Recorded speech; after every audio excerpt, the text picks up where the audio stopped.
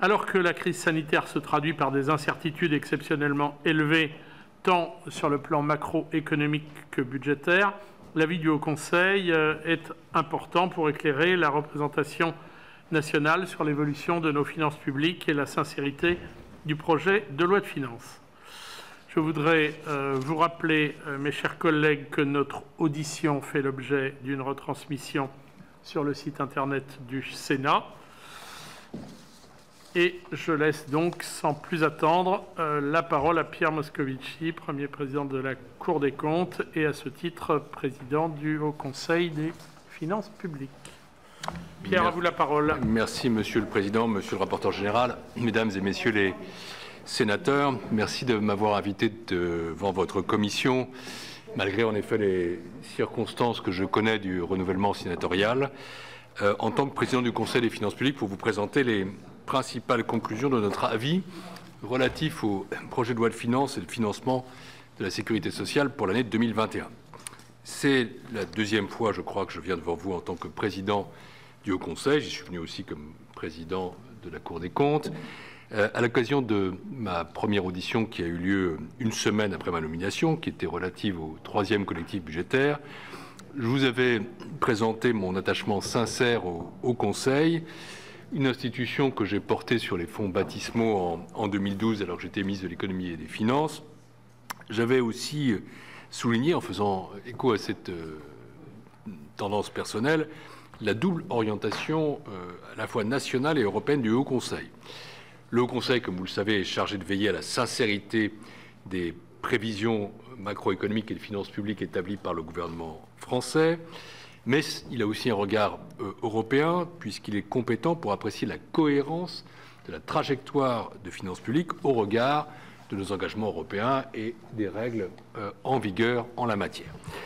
Je vous avais d'ailleurs indiqué mon souhait d'approfondir les relations entre cet organisme et le Parlement. Je tiens aujourd'hui à vous le redire avec conviction. Éclairer le législateur est au cœur de la mission du Haut Conseil. Je pense que pour vous, parlementaires, disposer d'un tiers de confiance indépendant est effectivement nécessaire à la qualité et à la sincérité des prévisions gouvernementales sur lesquelles sont établis les textes financiers qui vous sont soumis. Assurer cette mission suppose que le mandat et les moyens confiés au Conseil soient adaptés à cet enjeu démocratique, mais aussi aux enjeux de finances publiques que nous impose la crise sanitaire et économique que nous traversons. J'aurai l'occasion d'y revenir dans quelques instants en conclusion de mon propos, en partageant avec vous certaines réflexions sur la modernisation de la gouvernance des finances publiques. Je ne vais pas être plus long dans le propos introductif, j'en viens à la saisine du Haut Conseil. D'abord, quelques mots sur le contexte international. Dans la continuité du troisième PLF rectificatif, le PLF pour 2021 est marqué évidemment par le choc économique de très grande ampleur qui a touché l'économie mondiale au premier semestre 2020 en raison de la crise sanitaire. La chute de l'activité du fait de l'épidémie et des mesures de restriction sanitaire présente en fait le même profil dans la plupart des économies du monde. Ce n'est pas un V, vous savez, l'idée qu'on chute fortement et qu'on remonte d'un coup. Ce n'est pas un W, en tout cas pas à ce stade, qui serait une sorte de double plongeon, mais c'est bel et bien une racine carrée. Vous la voyez dessinée ici. Cette image de la racine carrée signifie que le PIB mondial s'est très nettement replié au premier semestre, avant de connaître un rebond très vigoureux, mais incomplet, au cours du second, et que le retour à la normale de l'activité, vous voyez le départ, c'est la norme 2019, devrait, selon l'ensemble des prévisions, être lent.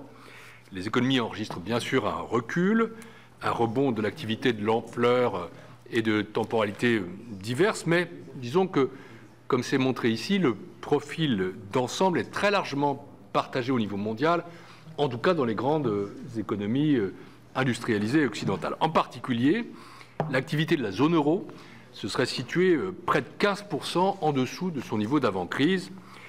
Selon le consensus des prévisionnistes, mais vous le savez, le Haut Conseil, avant d'établir son avis, consulte tous les prévisionnistes français.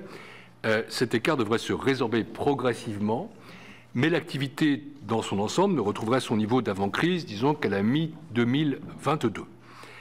D'après les dernières données disponibles, Ce rebond de l'économie mondiale ne serait ainsi que partiel aujourd'hui. Plusieurs indicateurs signalent effectivement depuis juillet que le rattrapage, qui était très fort au début de l'été, commence déjà à s'essouffler, notamment freiné par certains secteurs de services, comme le transport aérien, l'hôtellerie, la restauration, bien sûr, pour lesquels les restrictions d'origine sanitaire perdurent, voire s'aggravent. Les perspectives de croissance de l'économie mondiale restent par ailleurs soumises aux incertitudes qui entourent l'évolution des conditions sanitaires. Les incertitudes sur la maîtrise de l'économie, nous le savons tous, comme sur le développement d'un vaccin, demeurent exceptionnellement élevées, ce qui fragilise incontestablement l'exercice de prévision macroéconomique et de finances publiques. Et donc, croyez que, en vous présentant cet avis, nous sommes dans la modestie qu'impose cette situation d'incertitude comme les autres. Ce contexte général étant posé, je vais désormais vous présenter les 3 principaux messages du Haut Conseil. Le premier porte sur les prévisions macroéconomiques et de finances publiques du gouvernement que nous estimons, et c'est le mot qu'il faut retenir, plausibles.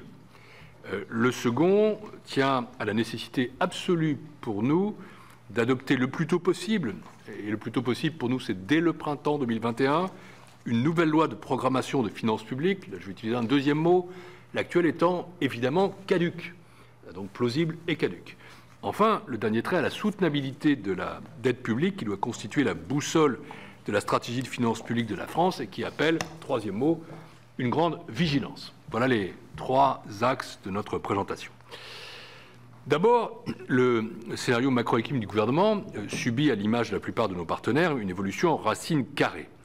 Pour 2020, le gouvernement prévoit en conséquence un recul du PIB français de 10% en volume, un chiffre en légère amélioration par rapport à la prévision du 3e PLFR pour 2020, qui était à 11%. La prévision de fin mai avait d'ailleurs été jugée prudente par le Haut Conseil. Nous pensions qu'il y avait un certain nombre de facteurs qui permettraient de limiter la récession. Pour 2020, le gouvernement prévoit un rebond de l'activité de 8%. Le Haut Conseil considère que le scénario macroéconomique d'ensemble, à l'horizon 2021, donc en cumulant 2020 et 2021, est plausible. Ce qualificatif de plausible, nous l'utilisons pour les prévisions d'activité économique, mais aussi d'inflation, d'emploi, de masse salariale. En 2021, l'activité s'établirait en fin de période à 2,7% en dessous de son niveau de 2019, ce qui est un montant proche des autres prévisions disponibles. Ça dépendra en tout état de cause étroitement de l'évolution de la situation sanitaire. Mais je veux introduire une nuance tout de suite, qui est que si nous estimons que le scénario macroéconomique d'ensemble est plausible d'ici 2021, nous avons un regard un tout petit peu différent de celui du gouvernement sur la chronique annuelle. Pour 2020, nous considérons que, sauf aggravation marquée de la situation sanitaire d'ici la fin d'année, qui n'est pas à exclure, qui compromettrait une reprise du travail dans le pays, c'est bien de cette nature-là dont il s'agit, la prévision d'activité est prudente, c'est-à-dire que le recul du PIB devrait être encore un peu moindre que prévu. Disons que le consensus des prévisionnistes est plus autour de 9% que de 10%. Pour 2021, à l'inverse, l'ampleur du rebond pourrait être plus limitée qu'attendue par le PLF pour 2021. Pourquoi ? C'est parce que ce rebond repose sur l'hypothèse forte d'une amélioration de la situation sanitaire tout au long de l'année 2021, qui n'est pas certaine, mais aussi sur l'hypothèse que nous qualifions de volontariste d'un effet important des mesures du plan de relance sur la croissance. Le gouvernement l'estime à 1,1% du PIB, ce qui s'ajouterait notamment aux effets attendus des plans de relance chez nos partenaires. Disons que, voilà, il y a là peut-être une nuance avec le gouvernement. Par exemple, nous pensons que l'effet du plan de relance sur l'investissement public local, que le Sénat connaît bien, pourrait être un peu moins fort en 2021 que prévu par la loi de finances. Pourquoi ? En raison de délais inhérents à l'instruction de dossiers d'investissement et aussi du niveau déjà élevé des capacités de production du secteur du bâtiment. Donc nous pourrions avoir là un petit tassement ou une petite difficulté dans la mise en œuvre du plan de relance au niveau local. Sur le fondement de ces hypothèses économiques, le gouvernement prévoit un niveau de déficit absolument inédit, je le souligne, depuis plus de 70 ans. Il s'établirait à 10,2% du PIB en 2020, puis à 6,7% du PIB en 2021. Ce sont des prévisions qui, en fait, sont assez proches de celles que le gouvernement vous a présentées l'été dernier lors du débat d'orientation des finances publiques. Par rapport au rapport préparatoire à ce débat, le PLF prévoit une solde publique en amélioration de 1,2 point en 2020, mais symétriquement une dégradation de 1,2 point en 2021. Cette prévision prend en compte la révision des hypothèses macroéconomiques et les nouvelles mesures de soutien de l'activité décidées dans le cadre du plan de relance. Là encore, le Haut Conseil estime que le solde public nominal prévu pour 2020 et 2021 est atteignable, même si, là encore, il y a des incertitudes qui entourent les conditions sanitaires et les évolutions macroéconomiques. Au-delà du déterminant sanitaire, nous sommes attachés à identifier les principaux risques qui affectent les prévisions de recettes et de dépenses sur la base des informations dont nous disposons. Sur les prélèvements obligatoires, nous estimons ces prévisions cohérentes avec le scénario macroéconomique. Nous relevons que le gouvernement fait l'hypothèse que les exonérations temporaires de cotisations pour les entreprises des secteurs les plus touchés par la crise sanitaire ne seront pas prolongées en 2021. Si cette hypothèse ne se vérifiait pas, à ce moment-là, les recettes publiques seraient dégradées. S'agissant des prévisions de dépenses publiques, que nous estimons vraisemblables, il y a des risques, comme on dit, à la hausse comme à la baisse. Du côté baissier, la mise en œuvre des investissements prévus dans le cadre du plan de relance pourrait être plus lente qu'attendue, ce qui se traduirait par un report de dépenses sur 2022 et sur les années ultérieures. Par ailleurs, la charge d'intérêt pourrait être un peu moins élevée, ça c'est traditionnel, que dans la prévision du PLF pour 2021, du fait d'hypothèses de taux d'intérêt qui sont, comme à l'accoutumée, relativement conservatrices. Du côté haussier, nous relevons un risque sur le niveau attendu des dépenses de santé. Le PLF pour 2021 prévoit effectivement une enveloppe de 4,3 milliards d'euros pour faire face à la crise sanitaire en 2021, contre des dépenses qui sont actuellement estimées à 10,1 milliards pour 2020. Par exemple, les dépenses associées à une éventuelle campagne de vaccination pourraient se révéler supérieures à celles qui sont prévues par le PLFSS 2021 de 1,5 milliard d'euros. En dépit de ces aléas, le Conseil estime dans l'ensemble que les prévisions de finances publiques sont atteignables, donc pas irréalistes. J'en viens au second message porté par cet avis du Haut Conseil, qui est celui de la nécessité d'adopter une nouvelle loi de programmation de finances publiques. Pourquoi ? Parce que qu'il s'agisse du scénario macroéconomique sur les finances publiques ou de finances publiques elles-mêmes, la LPFP du 22 janvier 2018 est définitivement caduque. Pourquoi ? D'abord parce que l'estimation du PIB potentiel retenue par cette loi, qui a été adoptée 2 ans avant la crise, est obsolète. L'ampleur du choc subi par l'économie française devrait avoir, nous le savons tous, un impact durable sur l'appareil productif, sous l'effet notamment du recul de l'investissement. Dans les documents qui ont été fournis au Conseil, le gouvernement considère d'ores et déjà que le niveau du PIB potentiel devrait être révisé à la baisse de 1,5 point en 2020, puis de plus de 2 points en 2021 par rapport aux hypothèses de la loi de programmation. Plus généralement, et ce n'est pas une critique, la trajectoire financière de la loi de programmation n'anticipait évidemment pas le choc sur les finances publiques que nous observons en 2020 et que nous constaterons encore en 2021. Souvenons-nous que la loi de programmation prévoyait un déficit public égal à 1,5 point de PIB en 2020 et 0,9 en 2021, des prévisions qui sont bien éloignées de celles présentées par le PLF pour 2021.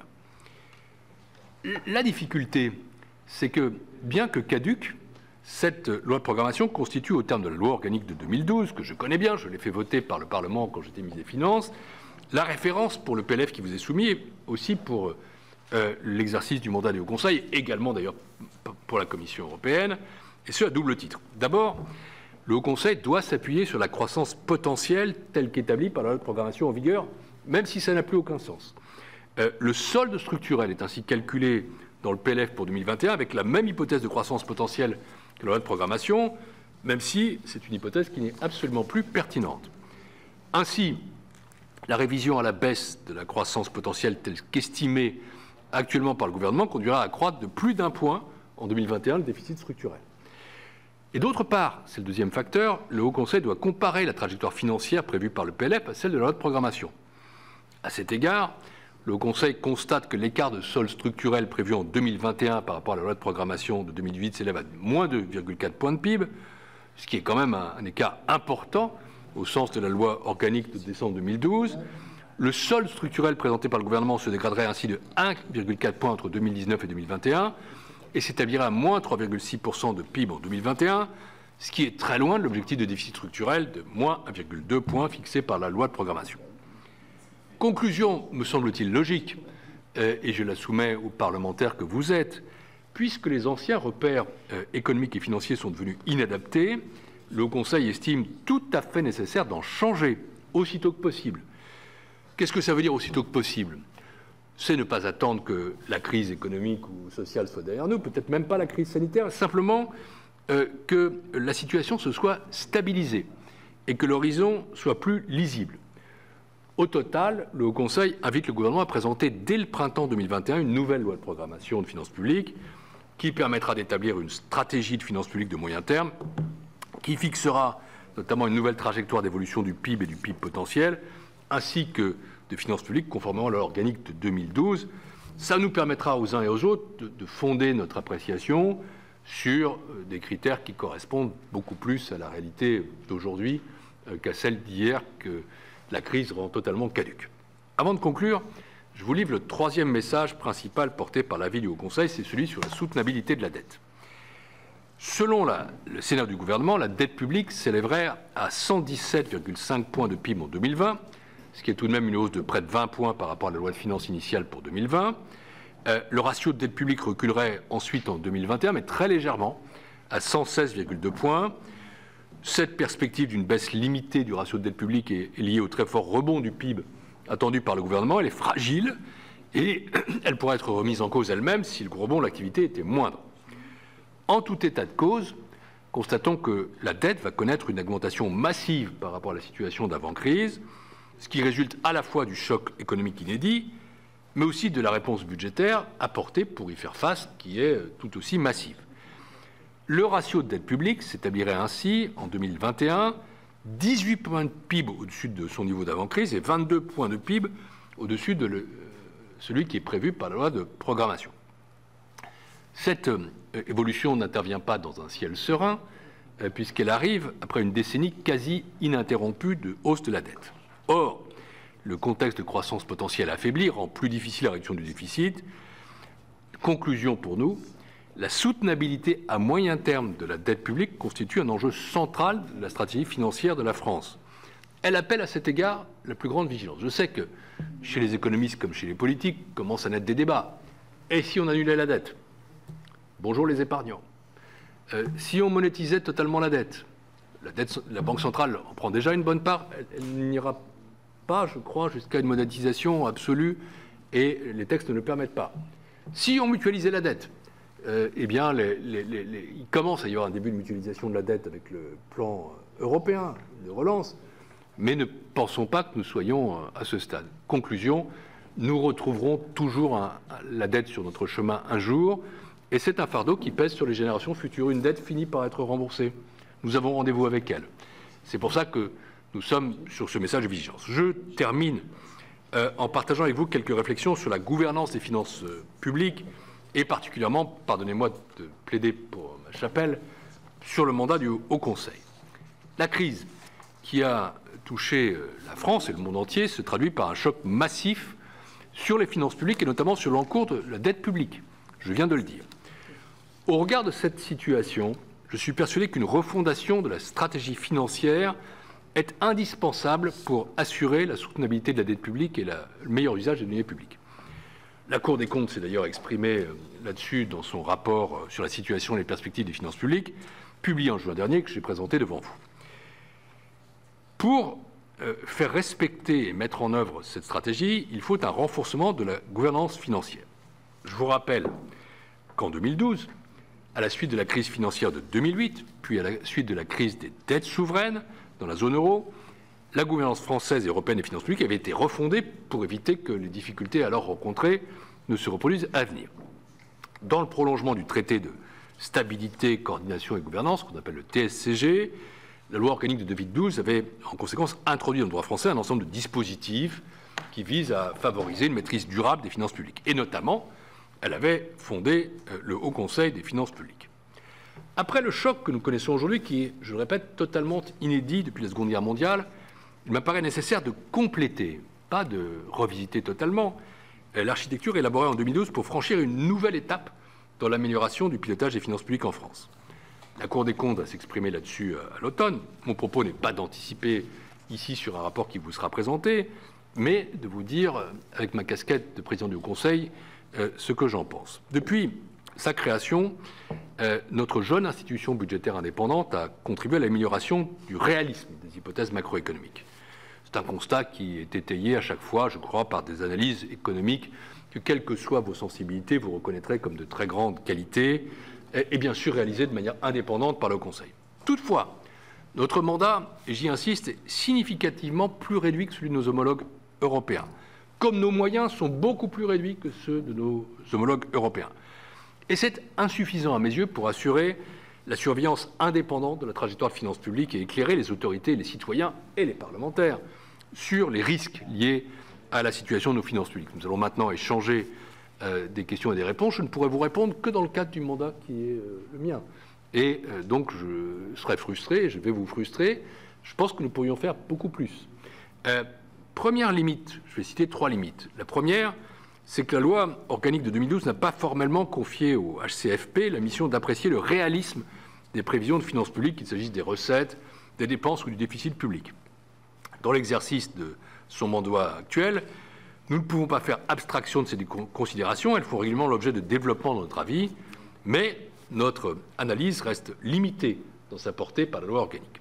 Deuxième limite, le Conseil n'est pas non plus compétent pour examiner le réalisme de l'évaluation de l'impact financier ou socio-économique des mesures, quand bien même celui-ci ou celle-ci serait déterminante pour apprécier le réalisme de la trajectoire de finances publiques. Si vous me demandez ce que je pense de ceci ou de cela, de telle ou telle mesure, je ne vous répondrai pas, car ce ne serait qu'une réponse personnelle et pas une réponse au sens du Haut Conseil, alors qu'avec un mandat un peu plus élargi, je pourrais vous répondre, non pas à partir d'un jugement, mais à partir d'une évaluation précise des choses. Troisième limite, et ce sera mon dernier exemple, sans que la liste ne soit pourtant exhaustive, le mécanisme de correction ex post n'a pas fait preuve de son efficacité.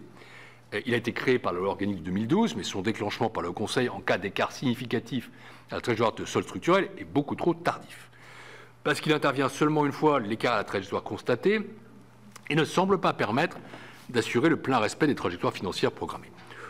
Au regard de ces limites et de l'enjeu central que constitue la soutenabilité de la trajectoire de dette publique, il me semble que des ajustements de la gouvernance de finances publiques seraient donc, à mes yeux, nécessaires. J'ai demandé au rapporteur général du Haut Conseil, Éric Dubois, qui est là, de réfléchir aux évolutions souhaitables du mandat de notre institution budgétaire indépendante, dans une logique de transparence de nos travaux, mais aussi de rénovation de notre gouvernance. Le rapport qu'il me remettra à l'automne vous sera transmis et rendu, bien sûr, public.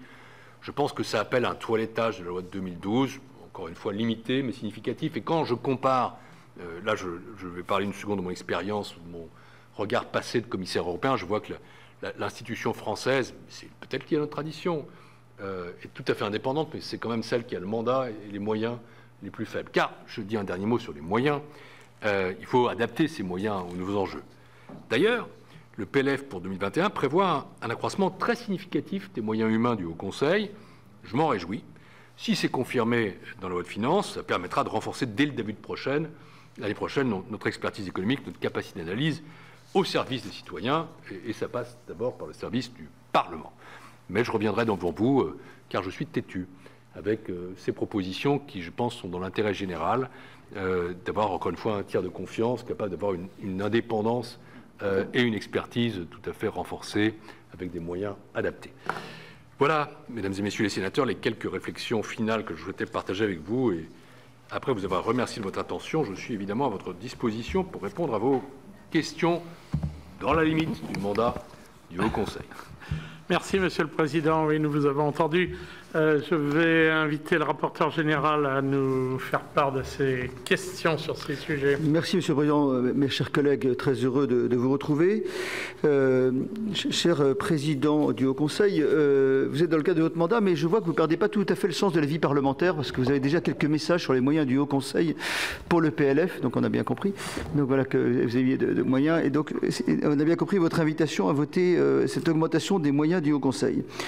Bon, j'allais dire, nous sommes presque très admiratifs de la capacité du Haut Conseil à émettre un avis en ce moment. Parce que lors de la dernière audition, on avait dit, j'avais cité le sous-titre du Soulier de satin de Paul Claudel en disant que le pire n'était pas toujours sûr.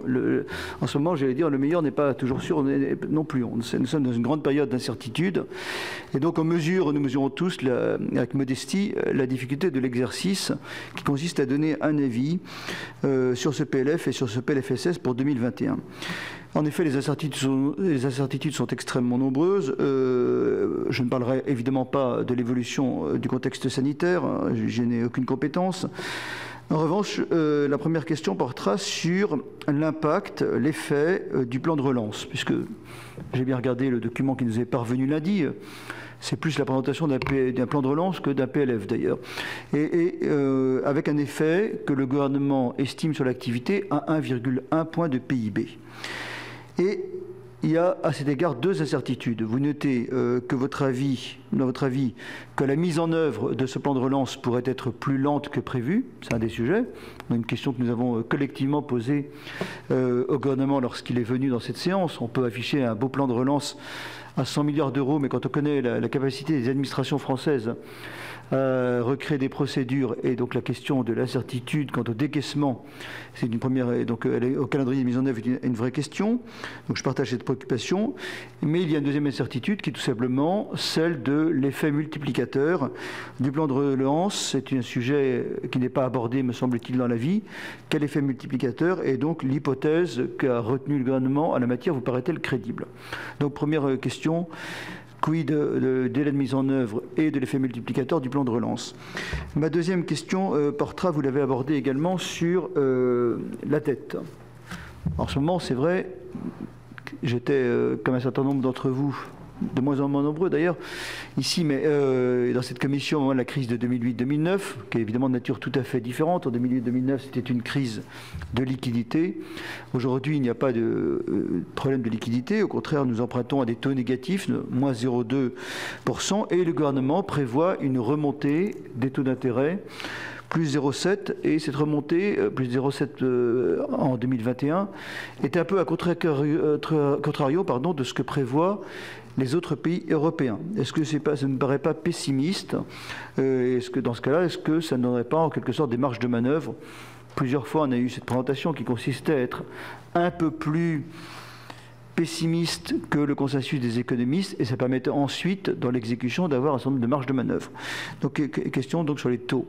Et ma troisième question porte sur votre conclusion, et que vous avez rappelé très justement, en disant, je la cite, que vous indiquiez que la soutenabilité à moyen terme des finances publiques a l'appel à la plus grande vigilance. Bon, je crois que sur tous les bancs, on ne peut que partager, de cette commission des finances, on ne peut que partager évidemment cet avis. Et donc la question qui se pose, c'est, après le plan de relance, quid du calendrier de la consolidation budgétaire? Je crois qu'on a été un certain nombre à rencontrer des élus dans une campagne sénatoriale, et chaque fois on parlait de la situation économique, c'est quand rembourserons-nous cette dette, quand commencerons-nous à rembourser, ou du moins quand arriverons-nous à une consolidation budgétaire. Je crois qu'on pourrait mettre une nouvelle règle de recevabilité budgétaire, Monsieur le Président. Tout amendement d'un milliard d'euros n'est pas recevable, parce que là c'est un peu ça en ce moment.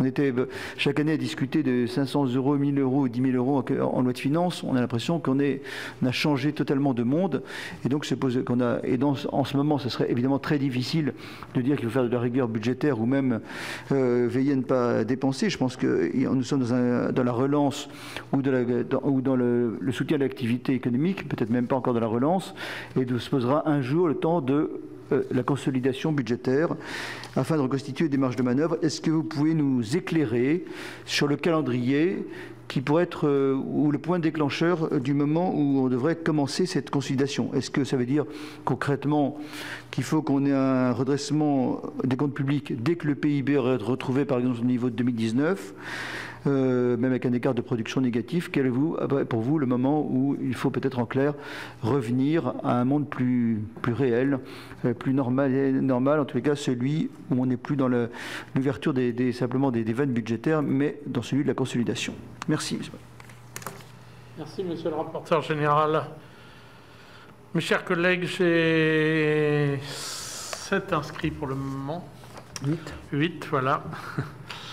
Donc nous allons débuter, peut-être on fera une petite césure pour que Pierre Moscovici puisse déjà réagir. Mais je vous propose d'entendre tout d'abord Claude Raynal, premier inscrit. Bien, bonjour à tous. Bonjour, Monsieur le Président. Oui, je suis d'accord avec Albéric de Montgolfier pour dire que l'exercice est difficile. J'allais dire, tous les exercices aujourd'hui en finances publiques sont difficiles. Faire un PLF, c'est difficile. Donner un avis du Haut Conseil sur ce PLF, c'est dangereux. En tout cas, c'est à risque. Donc, on salue la tentative. Mais en même temps, sur le projet de loi de finances, moi, très sincèrement, je m'attendais à avoir un projet avec un chiffrage, une étude médiane, et puis peut-être un encadrement par une solution plus difficile, une solution plus optimiste. Mais je pense que je ne m'attendais pas vraiment à avoir un PLF qui soit aussi carré que d'habitude, quoi, si je puis dire, vu les circonstances. Je pense qu'on pouvait s'attendre à avoir quelque chose d'un peu plus avec un faisceau dans lequel on essaierait de bâtir quelque chose et avec, évidemment, un scénario de base dans ce faisceau.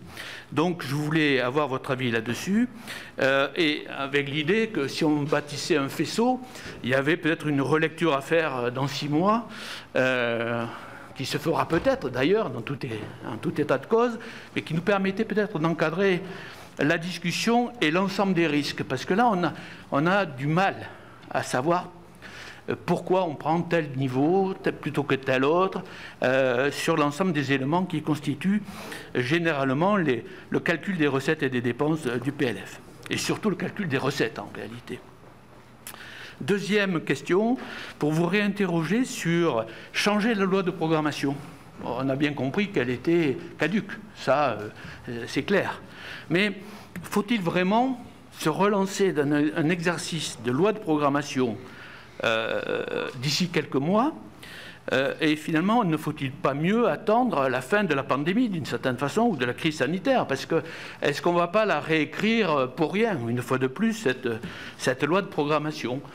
Donc, pourquoi une telle urgence selon vous? C'est ma question.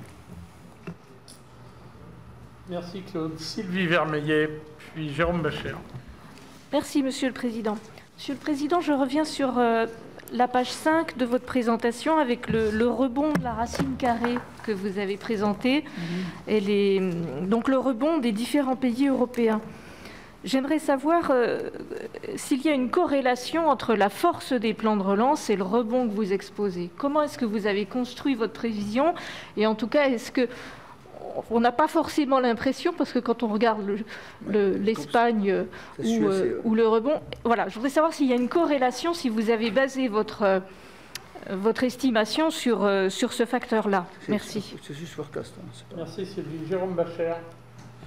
Merci Monsieur le Président. Moi, j'ai à vos 3 mots, j'ai 3 questions d'efficacité, Monsieur le Président.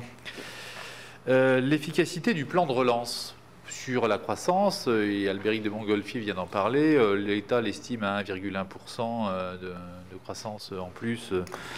Mais effectivement, j'ai cru comprendre que historiquement, les plans de relance fonctionnaient lorsqu'il y avait des réformes structurelles, et à tout le moins, des réformes structurelles dans les ministères pour dépenser et dans les collectivités locales pour dépenser. Car j'ai cru comprendre, notamment, et vous l'avez dit vous-même, Monsieur le Président, que les collectivités locales n'étaient, pour les conseils départementaux, les conseils régionaux qui investissent de temps en temps un peu d'argent, étaient en élection, étaient sans doute moins disposés, vu que le gouvernement n'avait pas retenu cette hypothèse de passer par eux pour faire distribuer l'hélicoptère à monnaie inventé cette fois-ci par le gouvernement. Donc j'ai un problème. Est-ce que vous ne croyez pas qu'il manque quelque chose pour faciliter la dépense et la centaine de milliards annoncés à dépenser en 18 mois seulement, qui dit mieux?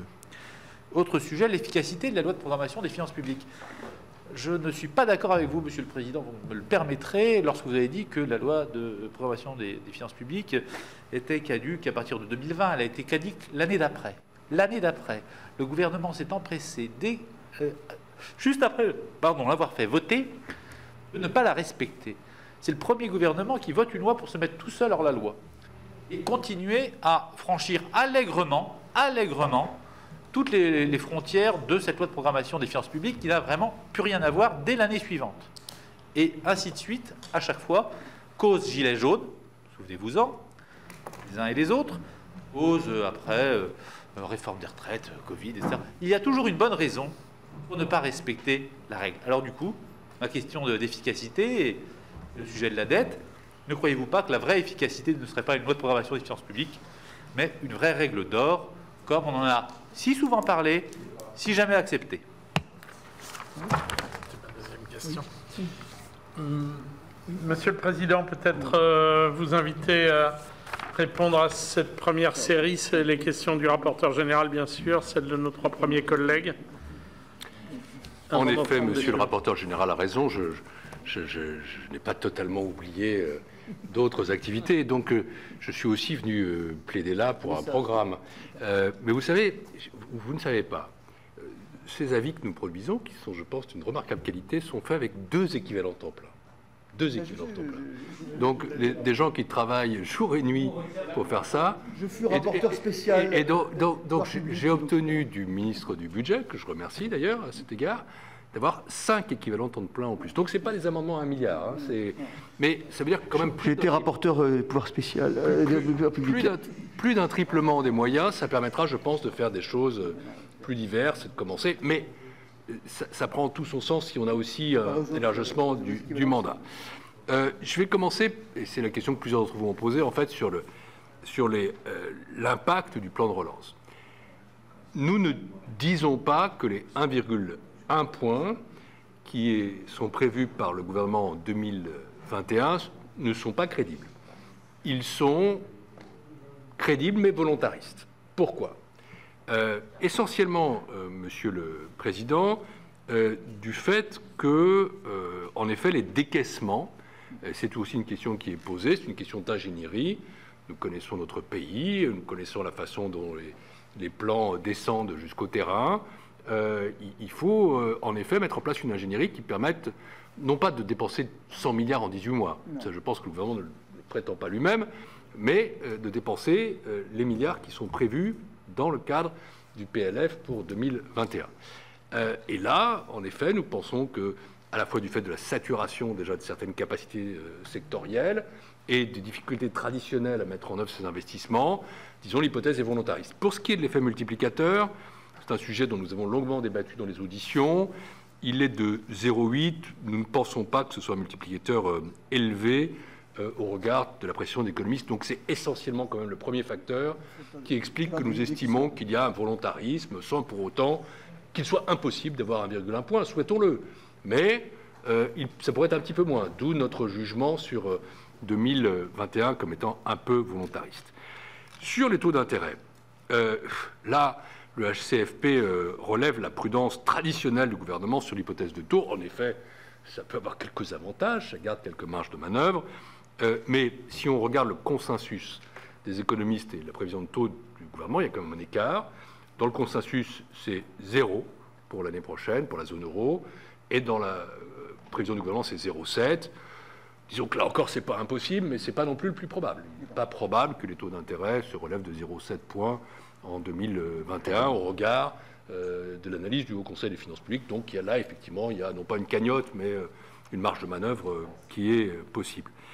Sur la dette et la consolidation budgétaire, vous savez, j'ai auquel mandat du Haut Conseil. C'est un débat qu'entre nous avons eu, de savoir si nous devions ou pas parler de la dette. Je ne concevais pas que nous n'en parlions pas. Quelques membres du Haut Conseil soulignaient que nous étions là à la limite de notre mandat. Je pense que nous sommes en plein dedans, mais j'aimerais pouvoir répondre à votre question en allant un peu plus loin. Je ne le peux pas, dans le cas du mandat, puisque je suis déjà à mes limites. Donc je ne suis pas capable de vous répondre quand. La seule chose que je peux dire, c'est peut-être 2 réflexions qui sont de bon sens. C'est la première, c'est que, et ça c'est plus le message de la Cour que du Conseil, dans la situation que nous connaissons, qui est une situation de crise sanitaire, mais aussi une situation de crise économique et sociale, nous ne contestons pas la légitimité de donner la priorité à la relance, la priorité au soutien de l'économie. Mais nous attirons l'attention sur le fait que, pour autant, on ne peut pas ignorer la question de la dette. et qu'à un moment donné, il faudra retrouver une trajectoire de soutenabilité de la dette publique. Quand? Ça, c'est un débat sur lequel j'aimerais que nous puissions poursuivre nos échanges, et ça dépend aussi de l'élargissement du mandat du Haut Conseil. Je pourrais avoir une réponse personnelle, elle ne serait pas de grand intérêt. Il ne s'agit pas de ça, donc je dirais priorité à la dépense compte tenu de la situation, mais ne pas oublier et rester vigilant sur la question de la soutenabilité à moyen terme de la dette publique. Je n'ai pas de commentaires sur la manière dont sont élaborés les projets de loi de finances. Est-ce qu'il fallait faire des scénarios? Notons que l'incertitude est très élevée, qu'elle-même est difficilement quantifiable. Est-ce qu'il y a faire autant de PLF que de scénarios de croissance? Le gouvernement ne l'a pas choisi, on vous présente... Mais ce qui est clair, c'est qu'il faut noter l'incertitude, bien sûr, elle demeure, qu'il n'est pas interdit que dans le débat, cette question soit évoquée. Sur la programmation de finances publiques, c'est une question qui est posée aussi par monsieur le sénateur. Bon, il y a plusieurs approches possibles. On peut en effet attendre la fin de la crise sanitaire ou que tout ça soit largement derrière nous. On peut attendre la fin de la crise économique et sociale. Je dirais que ce qui résume le mieux notre message, c'est aussitôt que possible. Et aussitôt que possible, c'est le plus tôt possible. Pardon d'être sur cette lapalissade. Et nous pensons que le plus tôt possible, ça devrait être, sauf évidemment dégradation très forte ou instabilité persistante, le printemps 2021. Pourquoi? Parce que je ne me prononce pas sur à quel moment la loi de programmation est devenue caduque. Je dirais qu'elle est devenue caduque maintenant. Pour avoir été moi-même ministre des Finances et pour avoir connu une vie politique avant avoir été parlementaire, membre de la commission des finances de l'Assemblée nationale, il y a eu plusieurs lois de finances et il y a toujours eu des écarts. Là, nous ne sommes plus dans l'écart. Nous sommes dans la caducité. Ce qui est assez différent, parce que la situation de crise rend les choses... Et on ne peut pas le reprocher à ce gouvernement, pas plus qu'à d'autres auparavant. Rend les choses totalement hors de... C'était imprévisible. Donc quand on a un événement extraordinaire, on ne peut pas garder la même boussole ou la même encre. Et de ce point de vue-là, je vous le dis, monsieur le sénateur, monsieur Reynal, c'est compliqué de vivre sans loi de programmation réaliste parce qu'on ne peut porter aucun jugement. La loi de programme organique n'est pas respectée. Et même le regard européen devient compliqué.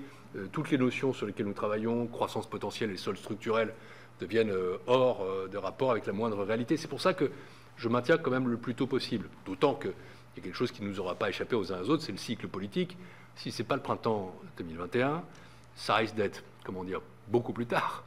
Et beaucoup plus tard, c'est trop tard. Nous ne pouvons pas vivre totalement sans règles. Je ne dis pas quelles règles, mais n'avoir aucun point de repère solide, c'est toujours fâcheux pour le débat démocratique. Voilà la raison pour laquelle, si c'est possible, c'est-à-dire si, disons, la situation est stabilisée et lisible au printemps, il me paraît raisonnable que ce soit le moment que nous visions.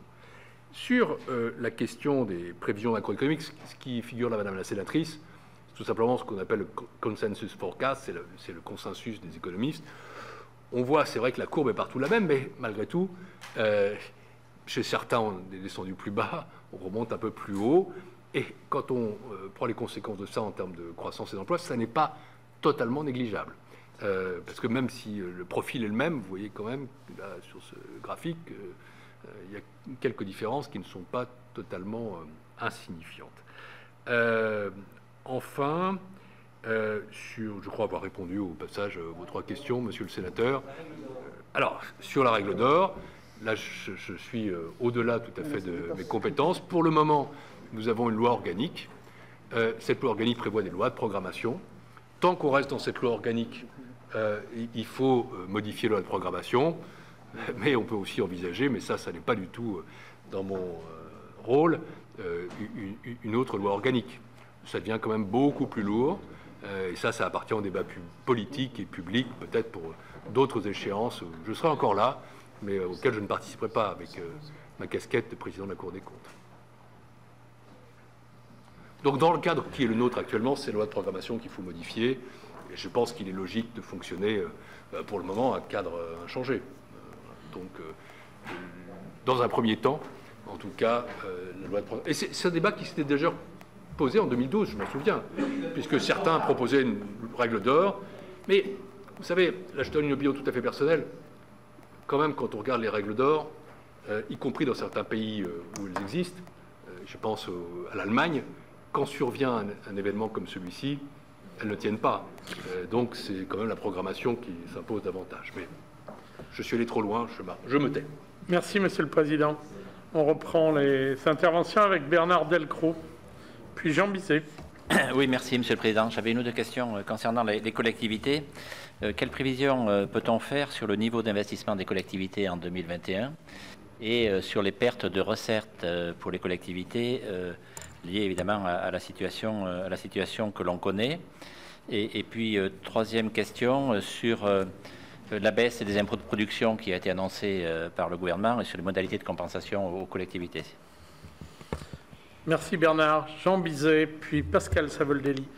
Merci Monsieur le Président.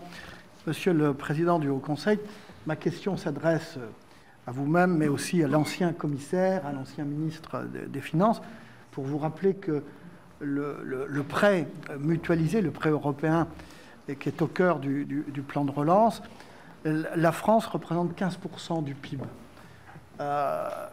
Et sa population est légèrement supérieure, entre 15 et 20%. Mais la France va récupérer simplement 8% du prêt de l'Union, mais va en rembourser 17%. C'est la logique de la mutualisation, si vous voulez. Et on ne peut que se réjouir de l'action du couple franco-allemand.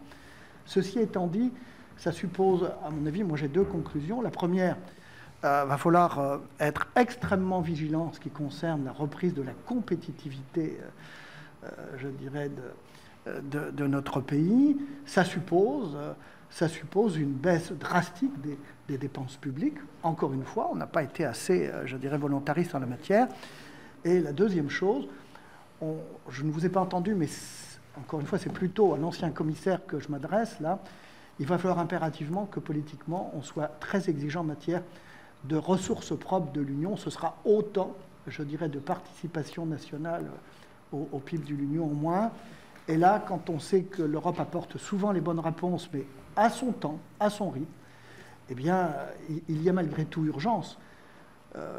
Il est urgent sur ces ressources propres. Là, je sens une partie de bras de fer se mener entre le Parlement européen et la Commission. Et très honnêtement, je trouve que je suis du côté plutôt du Parlement européen là-dessus, qui est extrêmement volontariste sur les ressources propres.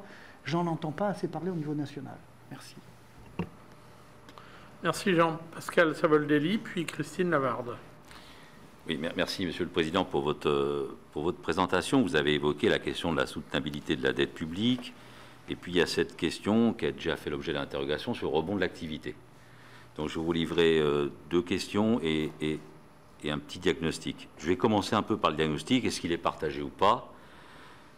Moi, vous nous dites le rebond. J'ai regardé ce qui se passe du point de vue de nos entreprises françaises. On a un taux d'investissement à même niveau. Donc là, on pourrait être assuré. On a un petit problème. L'autofinancement s'effondre de 40 points et les marges de 7 points. Donc on a quand même un indicateur quand même à prendre en compte. Et pourquoi je vous dis ça? Parce qu'un sujet qui vient rarement ici, donc je comprends du point de vue prérogative, sincérité et cohérence européenne, moi je voudrais attirer votre attention sur la question de la dette privée. Parce que dans un moment où on aide et on contribue à essayer d'accompagner les entreprises dans leurs difficultés, moi je voudrais vous interroger jusqu'à quand va-t-on vraiment se poser la question de la soutenabilité de la dette privée? Parce que, Monsieur le Président du Haut Conseil, si je regarde bien, on n'en parle jamais, mais la dette privée, c'est 138,20% du PIB. Et on parle d'une tendance à 150% pour la France. Alors que dans la zone euro, nous, on a une augmentation de 6,4% et la zone euro, c'est 2,1%. Ce que je veux vous dire, et avoir votre éclairage, il n'y a pas de papier collé et d'effet mécanique entre dette privée et dette publique. Mais il n'y a pas non plus, on ne s'ignore pas. L'une n'ignore pas l'autre, les mécanismes de la loi de finances. Donc je voulais avoir votre avis là-dessus.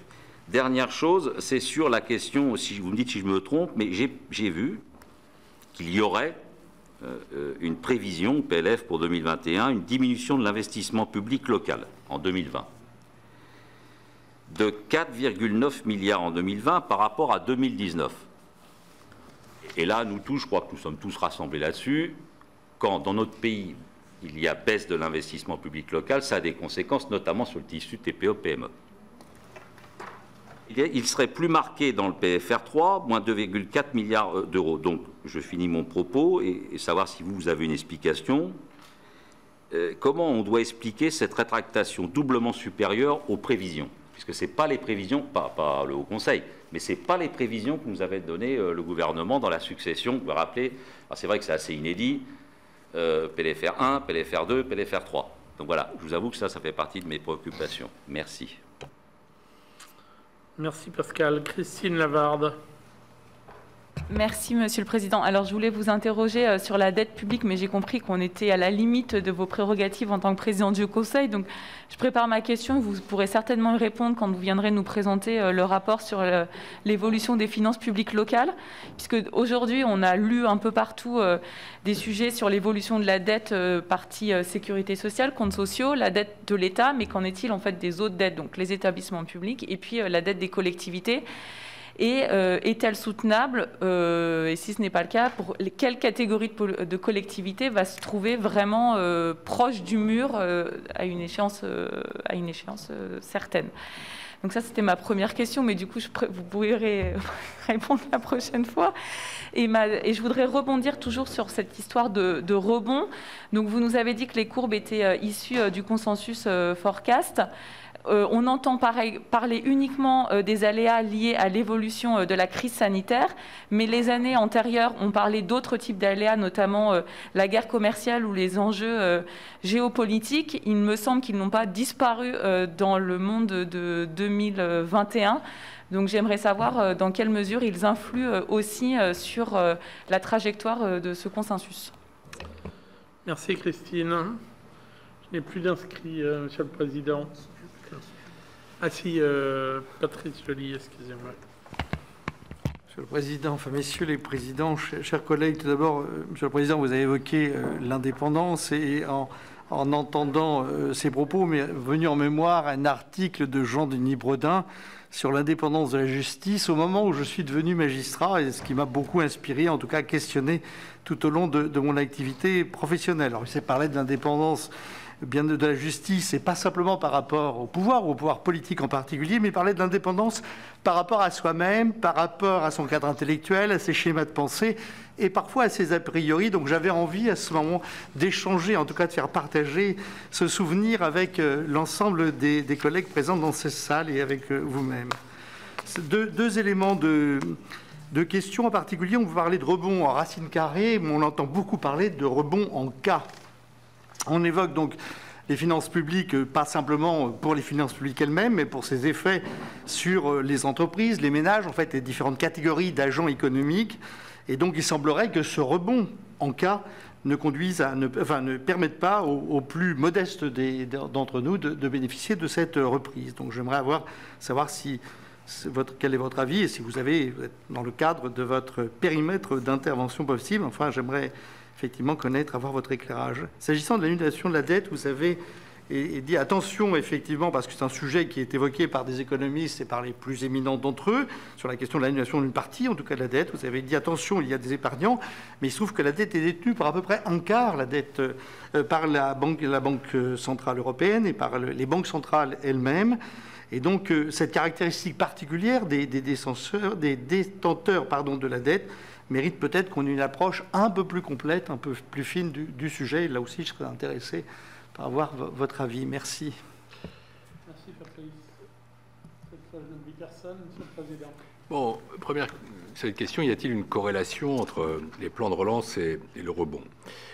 Je tiens à préciser, encore une fois, toujours dans les limites du mandat au Conseil des finances publiques, que ce ne sont pas nos prévisions, mais que ce sont celles du consensus des économistes. Nous n'avons pas analysé les plans de relance de nos partenaires, c'est difficile dans le temps imparti, avec les moyens qui sont les nôtres. J'espère que nous ferons mieux dans l'avenir, pour le coup, même à mandat constant, avec nos propres moyens.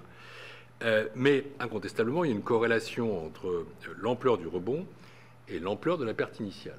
Ce qui est d'ailleurs une des raisons pour lesquelles, si nous jugeons que la séquence 2020-2021 est plausible, le séquençage lui-même nous paraît un tout petit peu différent, parce que, évidemment, plus vous baissez en 2020, plus vous pouvez rebondir en 2021. Disons que les autres instituts de sondage, plutôt les autres instituts économiques, estiment en général qu'on devrait baisser un peu moins en 2020 et rebondir du coup un peu moins en 2021, ce qui aboutit grosso modo au même résultat.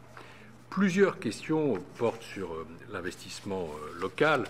Le gouvernement prévoit là-dessus un rebond net en 2021 de plus 7,9%, alors qu'il y a eu, c'est vrai, une baisse de l'investissement en 2020 qui provient d'abord de la crise sanitaire. Disons que tout ça est un peu mécanique, parce que des chantiers ont dû être arrêtés au printemps, et donc la base de 2020 sera particulièrement basse. Là encore, on trouve le même mécanisme s'agissant des recettes. Et vous le savez, les recettes de collectivités locales sont à court terme moins sensibles au cycle que les recettes de l'État, et donc chutent moins brutalement que l'ensemble, mais j'aurai l'occasion de revenir devant vous pour parler en effet des finances publiques locales dans leur ensemble. Ça, je le ferai dans le cadre de travaux de la Cour des comptes sur les finances publiques locales prochainement. Pour ce qui est des questions du sénateur Bizet sur l'Europe, bon, j'ai bien pris je connais les différents facteurs que vous évoquez. Je n'ai jamais été pour ma part un partisan de la théorie du juste retour, mais je serais plutôt un partisan de la théorie du retour efficace. C'est-à-dire que ce que nous devons faire, parce qu'il y a des incertitudes aussi sur la partie européenne du plan de relance, puisqu'on escompte qu'il contribue, en tout cas cette partie contribue à peu près 40% des ressources du plan de relance. Encore faut-il d'abord qu'il y ait un accord sur le plan de relance, et il faut ensuite qu'encore une fois, cet argent puisse redescendre. Est-ce que j'ai dit tout à l'heure, est-ce que vous avez dit sur la tuyauterie, l'ingénierie, la mise en place de mécanismes qui permettent d'avoir des investissements efficaces, c'est indispensable. De même que, très clairement, un des objectifs du plan de relance, le plan de relance est à la fois un plan d'urgence, mais c'est aussi un plan de structure, c'est d'améliorer la compétitivité de l'économie, de mener à terme un certain nombre de réformes, mais aussi de mettre en place des investissements dans de nouveaux secteurs économiques, de revoir sectoriellement notre économie. C'est ce qu'on appelle parfois le retour à la souveraineté. Bon, tout ça aussi exigera de notre part à tous une très grande vigilance. Pour ce qui est des ressources propres, je partage totalement votre sentiment, là, puisque vous m'appelez à changer de casquette, je le fais une seconde. On a augmenté le plafond des ressources propres de 1 à 2%, parallèlement à la mise en place du plan de relance européen. C'est une question qui ne peut pas être négligée. Et de ce point de vue-là, c'est vrai qu'il y a un certain nombre de pistes qui sont évoquées. Pensons d'abord à la taxe carbone aux frontières, pensons aussi à la taxe sur le numérique. Pour ma part, je me suis rendu la semaine dernière à la Commission de Bruxelles et j'ai rencontré le président du Parlement européen à cette occasion. Bon, c'est vrai qu'il y a un traditionnel plus grand volontarisme du Parlement, mais je n'ai pas senti la Commission, honnêtement, en dehors de la main. Je pense que le débat principal sera au Conseil, entre les États membres, parce que là, il y a évidemment des positions très différentes. L'ancien commissaire à la fiscalité que je suis, qui a notamment proposé une directive sur le numérique, sait de quoi il s'agit, puisqu'à la fin, j'ai réussi à obtenir le consentement de 24 États membres, mais 4 ont bloqué, ce qui pose d'ailleurs aussi la question sur les ressources propres de la décision au vote à la majorité qualifiée. Dans l'Europe telle qu'elle est, c'est un problème qui se pose. Mais vous voyez, vous m'entraînez là sur mon péché mignon. Je m'arrête tout de suite. Je voudrais quand même ajouter une réponse à une question que vous ne posez pas, mais qui est implicitement soutenue, suscitée par la vie. Par soi-même. Voilà. C'est la question des règles. Elle est sérieuse, celle-là. C'est la question des règles de finances publiques. De la même façon que j'appelais une nouvelle loi de programmation, il me paraît clair que nous ne couperons pas à une révision des règles de finances publiques européennes, dans la mesure où là aussi on observe certains points de caducité. On ne peut pas rester sans règles, on ne peut pas suspendre pour l'éternité les règles, on ne peut pas revenir exactement aux critères antérieurs parce que nous serons dans une situation très différente. La Cour des comptes, dans son rapport sur la situation et les perspectives des finances publiques, estimait que nous allions vivre très durablement avec plus de 100% de dette publique jusqu'en 2030, que le déficit public ne reviendrait pas en dessous de 3% avant 5 ans. Ah bon, alors on peut toujours dire, ok, on met le coup de patin, on freine tout, mais ce serait totalement contraire à l'exigence de relance de la croissance. Donc, il faut bien avoir des règles qui soient plus lisibles, plus simples, plus cohérentes. Et ça, je crois que c'est une réflexion qui est devant nous, qui est éminemment politique, et à la Commission, et au Parlement, et au Conseil. Il y aura des débats importants, mais on a besoin de règles. Il ne faut pas que ce soit exactement les mêmes, et il faut une révision intelligente de ces règles. Pardonnez-moi de passer ce message qui était aussi celui de la Cour des comptes dans son rapport et qui est implicitement contenu dans le rapport du Haut Conseil des finances publiques. Je dis bien implicitement. Sur la dette privée, monsieur le sénateur, j'adorerais vous répondre, mais là je suis totalement démuni en tant que président du Haut Conseil des finances publiques. Je dirais simplement que, évidemment, vous avez raison sur le fait que c'est un facteur économique qui est à prendre en compte de manière massive. De la même façon que, madame la sénatrice, je reviendrai en effet vous parler de la dette des collectivités locales. Je souhaite que l'amélioration du mandat du Haut Conseil lui permette de faire une analyse plus profonde de la dette et de sa soutenabilité. Sur votre deuxième partie de question, je suis entièrement d'accord avec vous. Les incertitudes géopolitiques n'ont pas disparu. La première d'entre elles tenant au résultat de l'élection américaine, et ce soir nous aurons le premier débat entre M. Biden et M. Trump, c'est mentionné dans l'avis du Haut Conseil comme dans les prévisions, et donc vous avez entièrement raison là-dessus. Il n'y a pas que la crise sanitaire, et le monde dans lequel nous vivons est un monde où la tendance à l'entropie est de plus en plus grande, au choc entre les puissances, et ça soulève pour l'Europe une question, c'est est-ce que nous allons rester l'agneau chez les loups?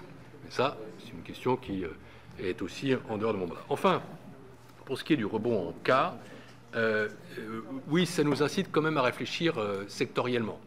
Et je ferai deux réflexions à cet égard. La première, c'est que quelle que soit la... Parce que vous voyez, je ne dirais pas qu'on est sur des nuances, mais 18 ou 9-7, au final, on est quand même dans un cadre de plausibilité avec en plus une très grande incertitude. Mais les secteurs, certains secteurs vont être très durement touchés, le sont déjà. On pense à tout ce qui est transport, en particulier transport aérien. On pense à tout ce qui est tourisme. On pense à tout ce qui est hôtellerie-restauration. Et la deuxième réflexion, elle porte sur l'emploi. Car même avec une croissance qui revient, avec un PIB qui reviendrait à la mi-2022 à son niveau de 2019, fin 2019, nous n'aurons évidemment pas le même contenu d'emploi de la croissance. Donc il y a des modifications structurelles. Ce qui veut dire qu'en effet, quand on parle de courbe en cas, il faut prêter une attention très grande à ce qui se passe sectoriellement et ne pas se noyer dans la macroéconomie, mais aussi passer à la microéconomie, ce qui, encore une fois, n'est pas le mandat du Conseil des finances publiques. Vous avez entièrement raison. Là, on parle prévision macroéconomique. Après, quand on va regarder ou soulever le capot, d'ailleurs, la plupart des conjoncturistes que nous avons consultés évoquaient bien cette discordance entre une croissance qui... Parce que finalement, vous savez, on sera descendu beaucoup plus bas, mais on sera remonté beaucoup plus vite que par rapport à la crise de 2008. Nous n'avons retrouvé dans l'Union européenne, dans la zone euro, le niveau de PIB de 2008 qu'en 2000. Si les choses se passent comme ça. Non, mais là, je raisonne par rapport à les prévisions que nous avons estimées nous-mêmes plausibles. Nous aurions retrouvé le niveau de PIB de 2019 plus vite que nous n'avons retrouvé le niveau de PIB de près 2008. Nous avons eu 6 ans pour le faire. Là, nous mettrions 2 ans.